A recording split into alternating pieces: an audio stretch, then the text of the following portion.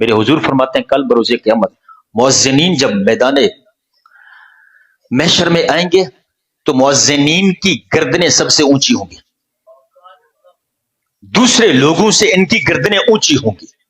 یہ رب ان کو جو ہے وہ پروٹوکول دے گا، ان کی عزت افزائی ہوگی کہ ان کی گردنیں اونچی ہیں. اور داخل جنت ہوں گے، حضرت بلال آگے آگے ہوں گے، مؤذن سارے حضرت بلال کے پیچھے ہوں گے. اس قافلے کے جو سالار ہوں گے حضرت بلال ہوں گے. حضرت بلال کی قیادت میں سارے مؤذن داخل جنت کیے جائیں گے.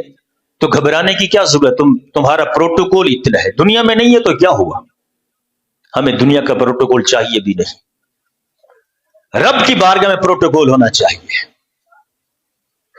فرمایا جو دنیا میں بدماش ہو کے، کمینہ انسان ہو کے، دنیا کے اندر بدفعل ہو کے، دنیا کے اندر گناہ گار ہو کے، دنیا کے اندر جو نا وہ اس طرح کے گندے کام کرنے کے باوجود بھی اگر وہ عزتوں کی مسرتوں پر بٹھایا جاتا ہے تو کل بروز قیامت ذلیل کیا جائے گا. تو ان لوگوں کی چند جو ہے نا وہ معاملات کو دیکھ کے پریشان نہیں ہونا چاہیے.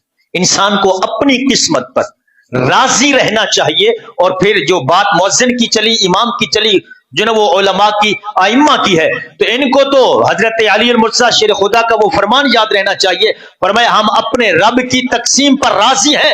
کیوں؟ فرمایا اس لیے کہ اللہ نے ہمیں انبیاء کا وارث بنایا ہے. لوگوں کو دنیا دے کے قارون اور ان جیسے لوگوں کا وارث بنایا، اللہ نے ہمیں جو ہے انبیاء کا وارث بنایا ہے. ہم اپنے رب کی تقسیم پر راضی ہیں. تو یہ تو بہت حسین تقسیم ہے. تو یہ کچھ لوگ ہیں نا آتے ہیں حضرت یہ حالات ہے، بھائی نہ پریشان ہوا کریں، آپ کو کیا ہو گیا، الحمدللہ